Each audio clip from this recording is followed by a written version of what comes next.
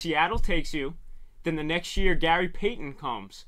Now, how do you feel about GP coming, them drafting back-to-back point guards in back-to-back years? Because you probably saw the Sonics as, oh, I'm going to be the starting point guard on this team. Now Gary comes in. So talk to me about that. Yeah, it was tough because I was second or third team all-rookie. I think I was second all-team all-rookie and had a great first year. Bernie Bickerstaff was the coach. He drafted me.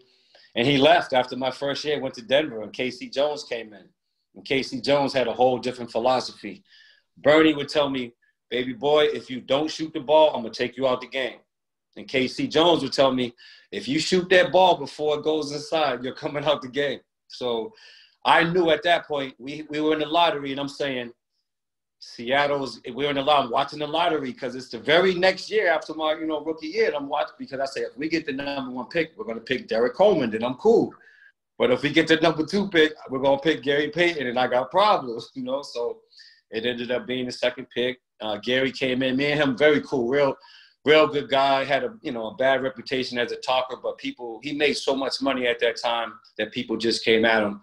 And he backed it up with his mouth and his play, eventually. So I got to learn a lot from him, play against him every single day, and that made me a better player. And in practice, what were those battles like? And did he ever, I'm sure he jawed at you, but did you ever scrap with him? We never, ever had words, ever. There was just a mutual respect where if I scored on him, I knew he was going to come down in the post with that back down, with the jaws sideways. Never said a word to me. I never said a word to him. But I will tell you this.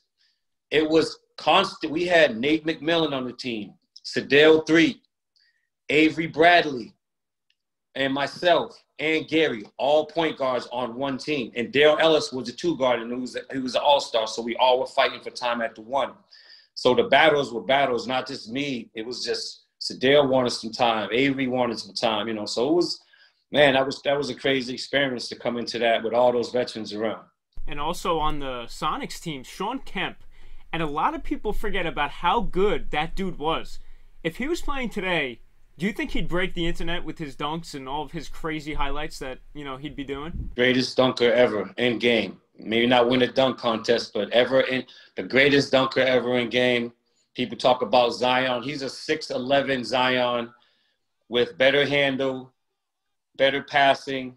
I mean, he was the coast-to-coast dunk master. Like, he would get the rebound behind his back, between his legs, cuff it, bring it back from, behind his neck, and dunk it on you. So I even in my camp today, I tell all the young kids when they ask me, oh, who's dunking? You dunking? Who dunked on you? And I say, just look up Rain Man. That's all I'm going to tell you, Rain Man. Just look that up. The illest ever. So all the young cats out there, stop playing, man. Do your research.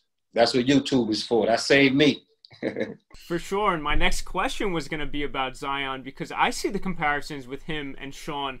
But since you answered that, vow for the city of Seattle to get a franchise. Disgusting, man. Disgusting. That was the best fan base I think I've ever played in. The Celtics have a great fan base, especially the KG years. That was unbelievable.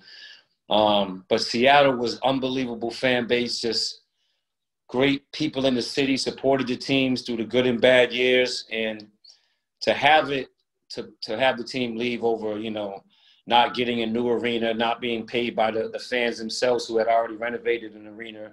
It's a long story. You can look it up. And it wasn't anything about the fan support because that was phenomenal. So I think it's a travesty that it's been, 20 years? No, 15 years or something like that? Yeah.